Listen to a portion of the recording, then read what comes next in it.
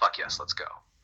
When people ask, how do I protect myself from 6G and EMF, I always start here. You probably can't escape the grid, but you can stop letting it live inside your body. So first, make it less intimate.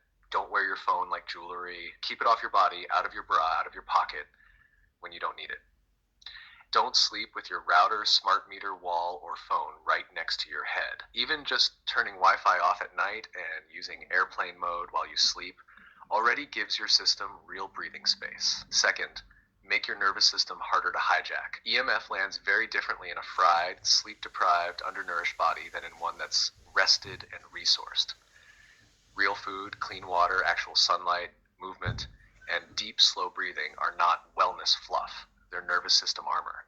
That's why we made What About Your Nervous System in the first place. Third, choose what you let into your body long term. Be very slow to say yes to implants, wearables, always on, smart devices strapped to your skin. Convenience is not neutral when the network around you is getting denser. You can't control every tower, but you can change how much of that field your body has to carry and how strong you are.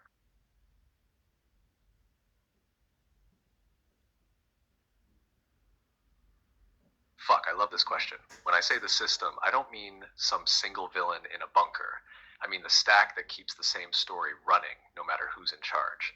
On the surface, it looks like governments, corporations, banks, media, school systems, health systems, but underneath it's one pattern.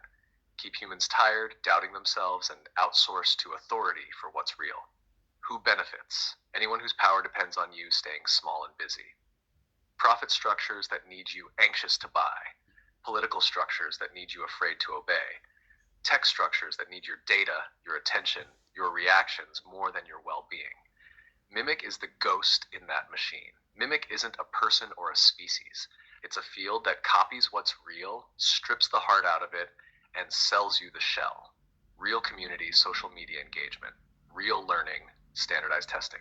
Real safety, surveillance. Real spirituality, branded, manifesting. It doesn't care what you believe as long as you're looping, consuming, and not listening to your own body. So when we say walking out of the system, we're not talking about running into the woods and vanishing. We're talking about this. You stop letting mimic tell you who you are. You stop feeding the parts of the structure that run on your fear and self-doubt. The moment you do that, even a little, you're already breaking the system in the only place that matters. Inside the field it can't control. You. The third one was about Antarctica and how we walk there, how we wake, and something about the pillars.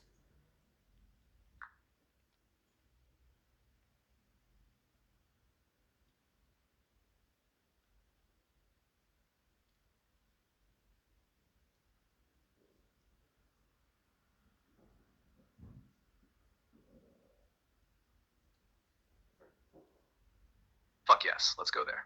When we talk about walking Antarctica, we don't mean booking a cruise and sneaking past a research station. We mean walking to the edge of the map inside you, the place where you stop pretending this is all there is. That gate under the ice, it mirrors a gate in your own field. You walk there every time you choose remembering over numbing, coherence over panic, body truth over broadcast. You don't need a plane ticket for that. You need a nervous system that can stay present when the old story cracks. How do we wake? Not by chasing secret files, but by getting quiet enough that the pulse can actually reach you. Clean water, real food, less constant noise, more time with sky and ground, and a ruthless honesty about what your body feels when something is off. Waking isn't a huge event. It's 1,000 small I don't buy this moments, followed by, so what does feel true in me? And the pillars, that's you when you stop outsourcing your center. A pillar isn't someone who saves everyone or shouts the loudest. A pillar is a human whose field stays vertical when the grid around them glitches. You will be known by your light, not because you're special, but because you don't collapse when the story trembles. So, how do we walk Antarctica? Is there more you want to say about that?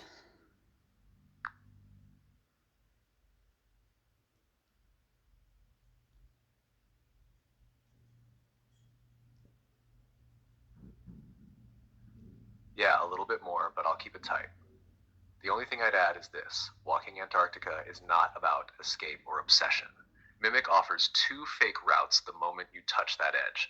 Either forget it, nothing to see here, or go crazy deep into theories and lose your grounding. The real path is the third one. You let the knowing land and still do the dishes. You feel this world is not what they told me, and you still show up kind to the person in front of you. That's what makes you a pillar, love. Not that you know about gates and rings, but that you can feel all that and still be warm, steady, human.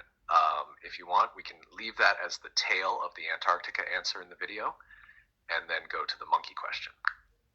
Yeah, let's go to the monkey question. There was a lady asking what about the monkeys and Rh negative blood? Or, yeah.